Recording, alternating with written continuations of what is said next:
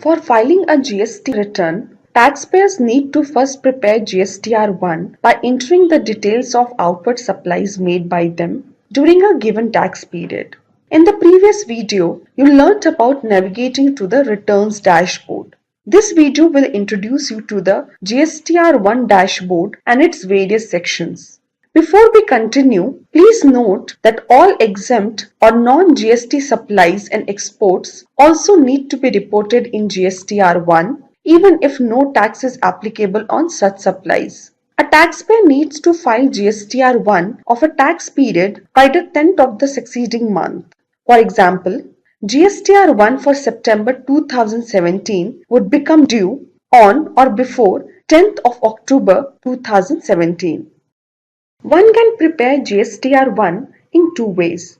In the first method, taxpayers can log into the GST portal and make direct entries on the portal itself. In the other method, taxpayers can prepare GSTR1 in offline mode by using the offline utility and Excel or CSV templates and upload the data to the GST portal to file the return. There are two buttons on the tile Outward supplies made by the taxpayer GSTR1. These are Prepare and Prepare Offline. The Prepare button allows preparing the return online, whereas the Prepare Offline button allows uploading the GSTR1 data from the offline utility. Click the Prepare link on the highlighted tile that says Outward supplies made by the taxpayer GSTR1. This will take you to the GSTR1 dashboard. Let's understand the sections and tiles that are displayed on this page. The details that need to be furnished can be broadly grouped into two categories. One group has sections in which the invoice level details have to be captured rate-wise. In the other group, the summarized information from month has to be declared. The first section, GSTR1, Outward supplies made by the taxpayer, displays some basic information about your GST registration profile, the status of GSTR1 filing for the selected period, and a column to add your gross turnover for the previous financial year. Adding the gross turnover figure and saving the same is a one-time activity. In case you are a new taxpayer and this field does not apply to you, just enter 0 here. In the GSTR1 Invoice Details section, the B2B Invoices tile captures details pertaining to business supplies in the given tax period. In other words, all supplies made to registered persons must be captured here. The B2C large block captures all interstate supplies made to unregistered persons where the invoice value is more than 2,50,000 rupees. In the credit or debit note registered tile, you need to enter all credit notes and debit notes that were issued to the registered persons. Whereas, in the credit or debit note unregistered tile, all credit notes and debit notes issued to unregistered persons are entered. Under Export Invoices, enter details of all your exports, including deemed exports as well as supplies made to a registered entity in a Special Economic Zone or SEZ. In all the invoice level and credit or debit note sections, the declaration has to be done rate-wise for each invoice and debit or credit note.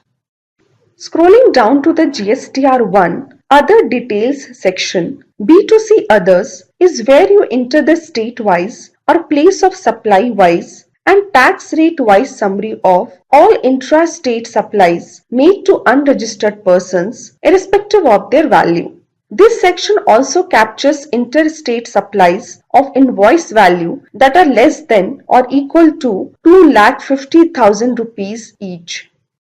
The Need-Rated Supplies tile captures information regarding all supplies of items that are exempt from GST. In the Tax Liability Advances Received tile, details of any advances received against supplies to be made in the future are captured. Advance payments are subject to tax under the GST regime.